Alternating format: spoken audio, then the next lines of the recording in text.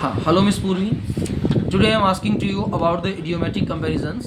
Idiomatic comparisons का mean होता है ऐसे शब्द जिनसे हम किसी की तुलना करते हैं। कोयले जैसा काला, as black as coal, चमकदार, चमगादड़ जैसा अंधा, as blind as bat, शेर की तरह बहादुर, as brave as lion, दोपहर की तरह चमकीला, as bright as noon, कांच की तरह टूटने वाला, as brittle as glass, मधुमक्खी की तरह व्यस्त, as busy as bee, चांद की तरह परिवर्तनशील, as variable as moon, बर्फ की तरह ठंडा, as cold as ice, लोमड़ी की तरह चालाक, as cunning, cunning as fox, कुएं की तरह गहरा, as deep as crow, मोती की तरह गूंगा, as dumb as statue, गुलाब की तरह सुंदर, as beautiful as rose, गुलबहार की तरह ताजा, as fresh as daisy, सोने जैसा खरा, as pure as gold, पत्थर की तरह कठोर, as hard as stone, बादलों के जैसा गरजना।